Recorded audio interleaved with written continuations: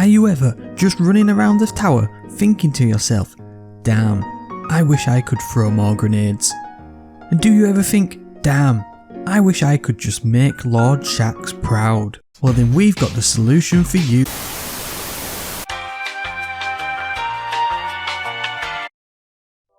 Hello everyone, it's Truds here and today we've got a Guardian Games video. If you are ready for the glory and want to claim victory for Warlocks everywhere, then this build video is for you. Guardian Games is the free to all limited time special event in Destiny, all kicked off with Eva Levante in the tower.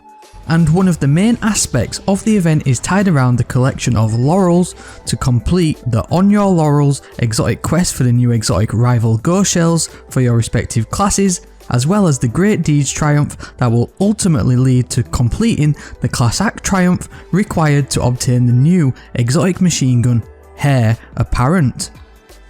In total you're going to need a couple thousand laurels across all characters if you're wanting to get the most out of this event. So for that you're going to need a highly effective build to maximise laurel generation. Laurels are generated on final blows using your super, grenades and charged melees. Each laurel is worth 3 if it matches your class, otherwise it'll just count as 1 for others.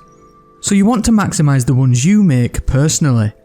This build will be great for all aspects of the Great Deeds Triumph as it just has instant uptime all of the time, and it will be especially useful for those solo guardians out there grinding this one out.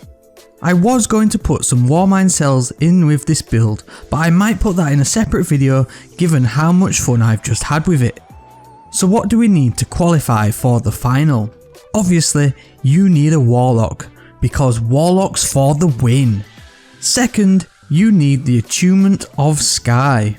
And third, you need the exotic gauntlets, Sun Bracers. So now we're all set in the blocks and under starters orders. The beauty of this build is that it will give us unlimited grenades and melees so that every single final blow will count for and drop a yellow Warlock Laurel. Try saying that one quick, that's a bit of a tongue twister. Yellow Warlock Laurel, yellow Warlock Laurel, yellow Warlock Laurel. No. So let's look at how and why, starting with Sun Bracers. If you haven't used this as a Warlock, are you even Warlocking properly? Helium Spirals is the intrinsic perk which increases the duration of your solar grenade. Also, solar melee kills grant unlimited solar grenade energy for a brief time. This is indicated by the Sun Bracers ready icon in the tooltip, which will give you 5 seconds to throw a grenade to proc the Sun Bracers perk. Once you throw a grenade, you'll get the buff to your cooldown, giving you unlimited grenades for 5 seconds. The damage of each grenade doesn't stack DPS wise on larger enemies, but is great for dealing out large area of denial damage over time to combatants. Each final blow from a grenade will count towards producing laurels. So that's great, but now you need that melee back to start the Sun Bracers again. That's where the Attunement of Sky comes in, and more specifically its Celestial Fire, Ranged Melee and Winged Sun. Celestial Fire is great because it allows you to get a melee final blow from insane ranges, therefore allowing you to proc Sun Bracers before you're even in direct contact with adds. But the real bonus here is Winged Sun, as part of this perk allows you to use Celestial Fire whilst gliding with any airborne final blow granting melee energy. So the trick here is to be constantly airborne using your glide as often as possible. To make this even easier, you can use heat rises by consuming a grenade to get even greater extended glide time. By doing this combo, you'll always have melee energy back and be able to use the Sun Bracers endlessly as long as adds are in the way.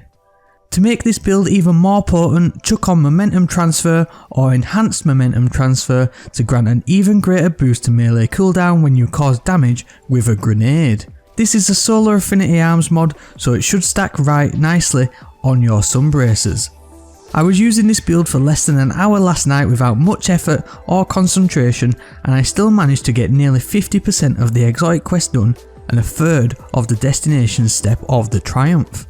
If you haven't noticed from the gameplay, then Mars's Escalation Protocol is a great place for this one to farm laurels right now due to the constant wave based encounters.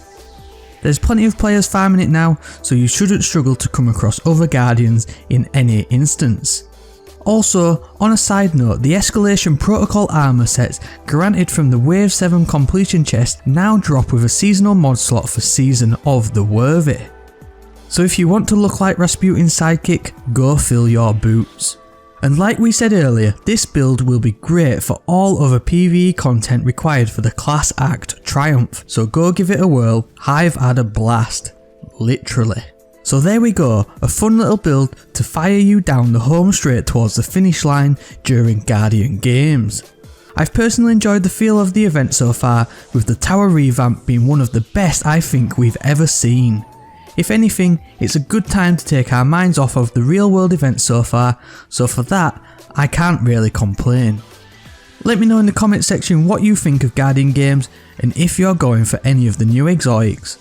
I have to say again, the support here has been nuts lately, and due to that I'm going to start using the Premiere feature for releasing most of the content here on the channel, so if you want to chat during the video going live, I'll see you there. Alternatively, I live on Twitter, so catch me tweeting daily, the link is down below. Thank you very much for watching, and I hope to see you next time.